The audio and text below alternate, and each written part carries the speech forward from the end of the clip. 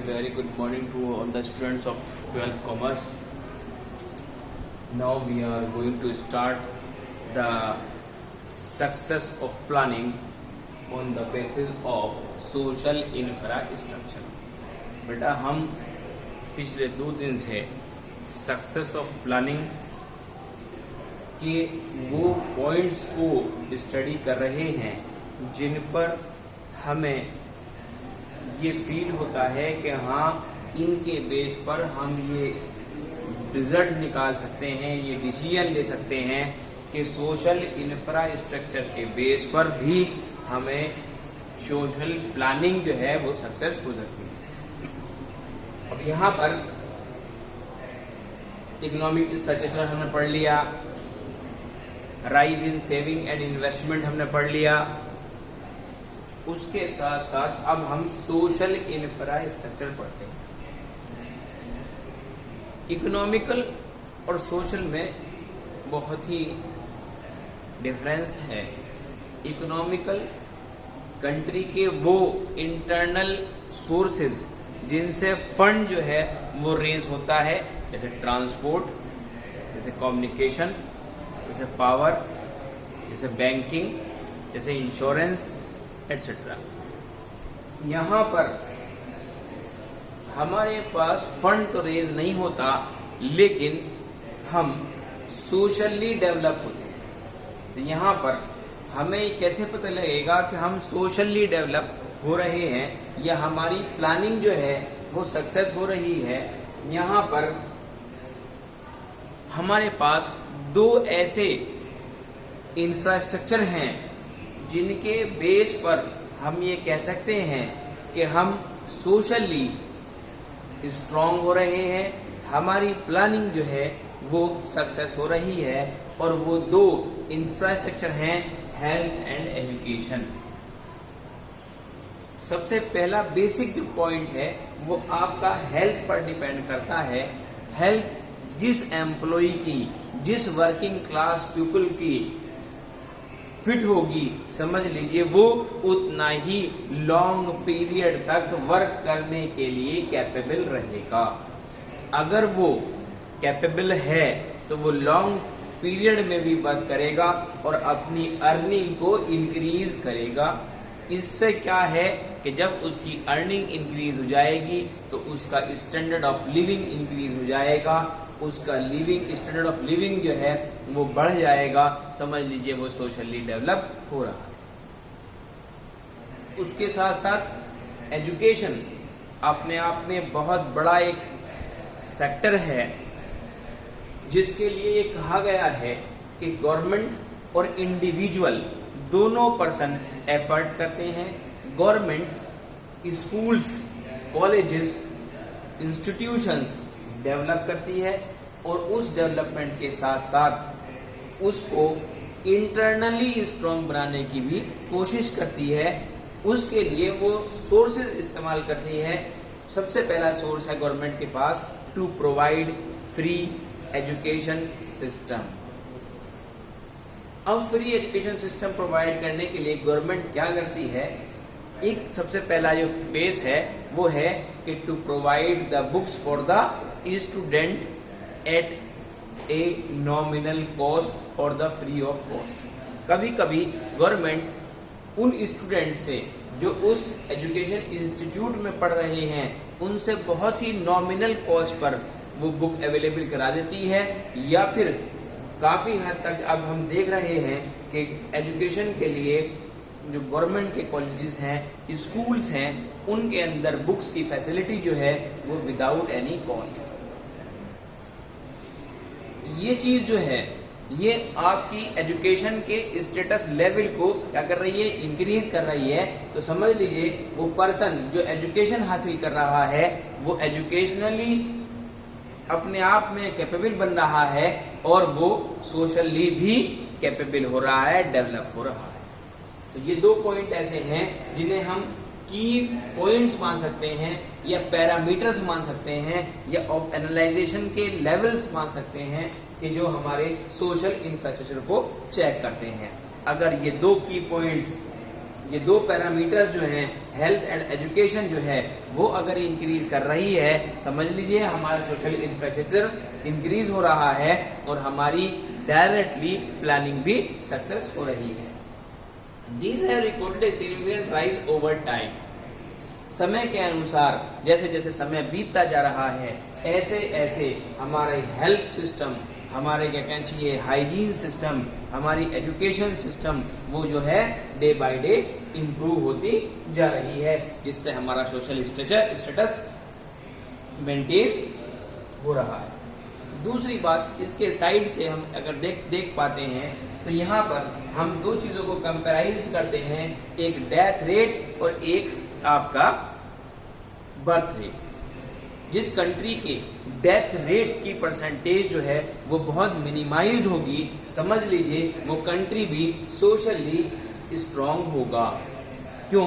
क्योंकि जब पीपल्स जो हैं वो उनकी डेथ रेट कम हो जाएगी और तो मैक्सिमम परसेंटेज में बर्थ रेट इंक्रीज हो जाएगी, और जब बर्थ रेट इंक्रीज हो जाएगी तो वो हेल्दी भी क्या कहना चाहिए बन पाएंगे अपनी लाइफ के अंदर, उनकी लाइफ जो है वो लॉन्ग हो पाएगी, वो एजुकेशन भी हासिल कर पाएंगे और उसी तरीके से वो सोशली डेवलप भी हो पाएंगे। तो ये एनालाइज किया था हमने कि 1951 से, जब से हमने प्लानिंग स्टार्ट की 1950-51 से, और हमारे पास डिफरेंट टाइप्स के प्लान्स आए, first five plan, second, third.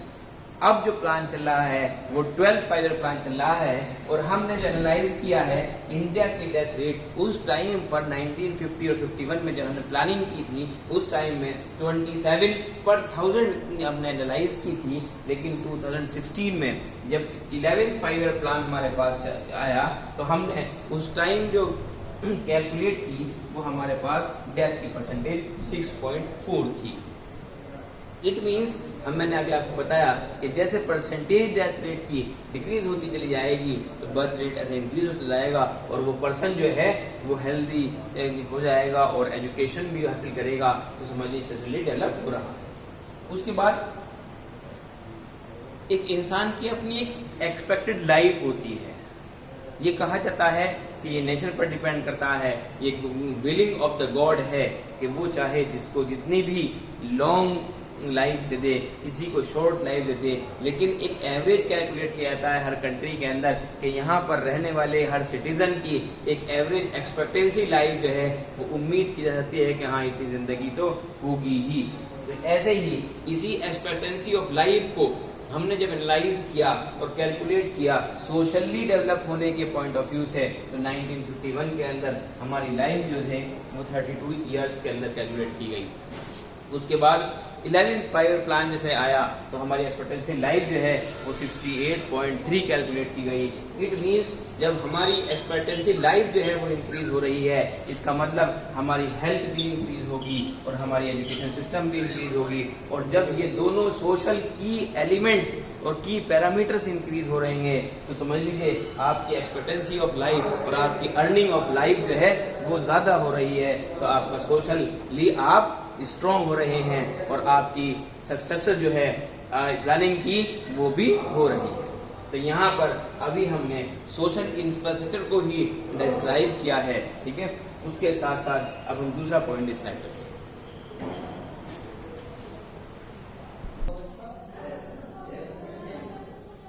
Now and at the last of the point is employment.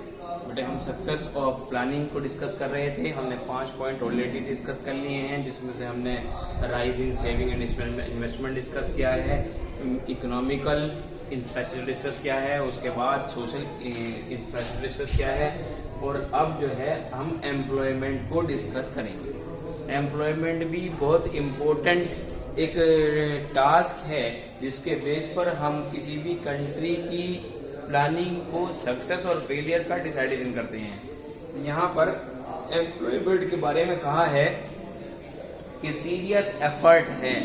Employment जो है वो कैलकुलेट करना एक सीरियस एफर्ट है। Have been made during plan to increase employment opportunities. Plan के according employment opportunities को increase करना ही हमारी प्लानिंग का सक्सेस होना है। और यहाँ पर कहा गया कि इन डिफरेंट 5 ईयर प्लान के डिफरेंट होने पर, यानी इकोनॉमिक बेस पर और आपका प्लानिंग के बेस पर, आपके फर्स्ट 5 प्लान के बेस पर, सेकंड के बेस पर, थर्ड के बेस पर, ऐसे ही पूरे के पूरे 12 प्लान के बेस पर government has launch several employment schemes. Government ने इन सारे प्लान्स में फर्स्ट 5 प्लान से लेकर और 12 प्लान तक बहुत सारी गवर्नमेंट की स्कीम्स जो हैं वो इम्प्लीमेंट की हैं, और जिसे हम बहुत इम्पोर्टेंट पार्ट पर नोट करेंगे। सबसे पहले हमारे पास हमने यहाँ पर 11th 5 प्लान की बात की है, जिसके अंदर हमारी अनएम्प्लॉयमेंट की परसेंटेज जो है वो डाउन हुई है। अनएम्प्लॉयमेंट की परसेंटेज 8.3 इन 2004 और 5, 2004 और 5 के अंदर जो है अनएम्प्लॉयमेंट की परसेंटेज 8.3 है। इसका मतलब बाकी परसेंटेज जो है वो एम्प्लॉयमेंट की है। और उसके बाद जब 11th 5 प्लान का लास्ट होता है 2011 और 12 के अंदर, तो वो परसेंटेज जो है वो 5.6 होती है। यानी कि जैसे जैसे अनएम्प्लॉयमेंट की परसेंटेज डिक्रीज होती जा रही है, समझ लीजिए वैसे ही वैसे एम्प्लॉयमेंट की परसेंटेज इंक्रीज होती जा रही है। जिसके बेस पर हम ये कह सकते हैं कि जो हमने प्लानिंग की है अपनी इकोनॉमी को बैलेंस करने के लिए, अपनी इकोनॉमी को ग्रोथ करने के लिए, उसके अंदर अनएम्प्लॉयमेंट की परसेंटेज डिक्रीज होने पर समझ लीजिए एम्प्लॉयमेंट की परसेंटेज इंक्रीज हो रही है, और उसे हम एक एम्प्लॉयमेंट का पार्ट भी कह सकते हैं अपनी प्लानिंग, सक्सेस ऑफ प्लानिंग के अंदर। उसके बाद अब हमने 11th 5 प्लान के बाद डिस्कस करते हैं 12th 5 प्लान। उसके अंदर हमने यानी कि एम्प्लॉयमेंट की परसेंटेज को डिक्रीज किया है या एम्प्लॉयमेंट की परसेंटेज को इंक्रीज किया है। यहाँ पर ये बताया गया है कि हमने 11th 5 प्लान के अंदर अनएम्प्लॉयमेंट की परसेंटेज को 8.3 ये कर दिया था 2004 और 5 के अंदर, लेकिन जब 2011 और 12 की बात आई तो वहाँ पर और परसेंटेज और डिक्रीज हो गई, 5.6 ही रह गई। इसका मतलब एम्प्लॉयमेंट की परसेंटेज हमारी राइज हो रही है।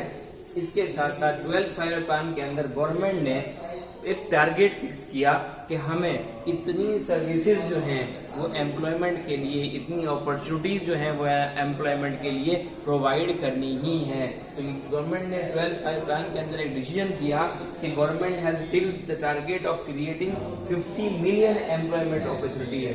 तो 12th 5 प्लान के अंदर गवर्नमेंट ने ये टारगेट डिसाइड कर लिया कि हमें 50 मिलियन जो जॉब अपॉर्चुनिटीज़ हैं वो अपने यहाँ के सिटीजन्स ऑफ ए नेशन को प्रोवाइड करनी है, जिससे कि हमारा जो एम्प्लॉयमेंट परसेंटेज है उसको और इंक्रीज किया जा सके, और हमने अपने इकोनॉमी को ग्रोथ कराने के लिए जो हमने एक टारगेट रखा है एम्प्लॉयमेंट का, वो ही हमारा फुलफिल हो सके।